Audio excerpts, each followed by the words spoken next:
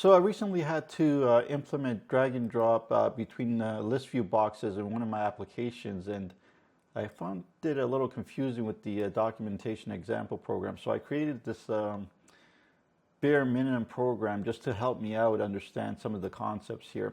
So in order to implement drag and drop between two list views, you have to do quite a few things. So let me just go over what you have to set up in each list view box. If we go into the properties, you have to enable the drag mode, which is by default, it's the DM manual, but you need to change it to DM automatic. And you need to do it for both list views. So your source list view and your destination list view. And you also have to enable a few events.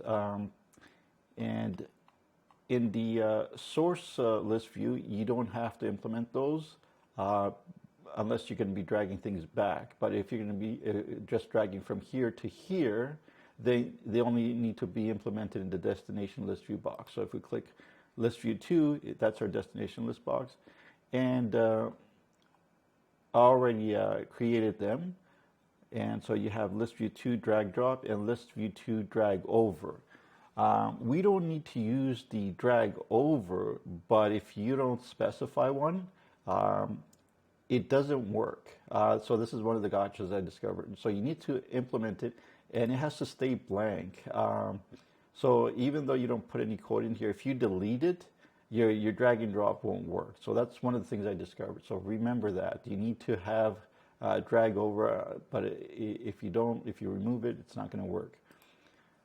And we need to populate a few things. So I have 1, 2, 3, 4, 5, 6. I already put those in the items. Let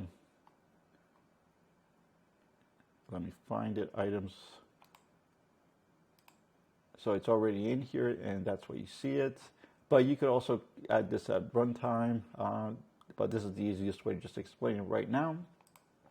And so let's just run it to see what happens right now with no actual code. So I can pick it up, and yeah, we have the little drag and drop symbol there, but nothing happened, nothing gets dropped in there. But what I wanted to know, one of the things I wanted to know, what's the difference between source and sender when it comes to drag and drop? I wasn't quite sure who's sending the messages and information you need to extract. So what I did was I created a couple labels to display that information. So one is going to display the source name, and the other is going to display the sender name. And we do that very easily with these lines of code. I'm going to paste into the program here. So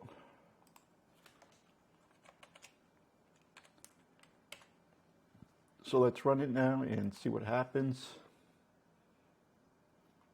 So when I drag this, it tells us our sender is list view 2, which is this, and our source is list view 1, which kind of makes sense. But like when you have both of these objects in the code here, you're not quite sure who's sending what. So that's what made it easier for me to recognize.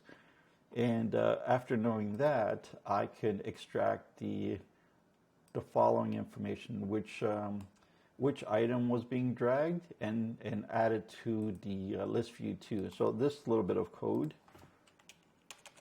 let me just insert it now.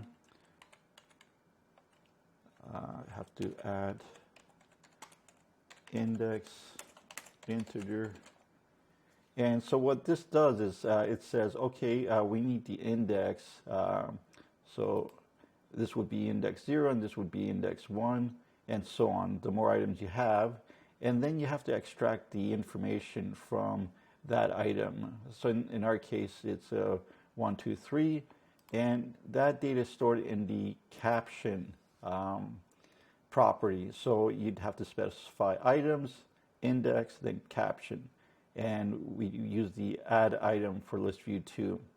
So this line here allows us to find the index, so whether it's 0 or 1.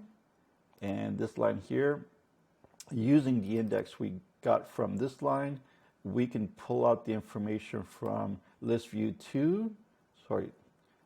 1 and add it to list view 2. So all this is done right here. So let's check if it works now.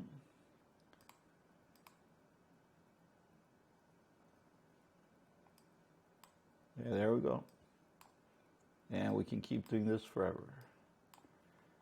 And so to me, this made it easier. But what happens if you try to drag inside ListView 2? Let's see what happens. We get this because it doesn't know how to handle that kind of code. So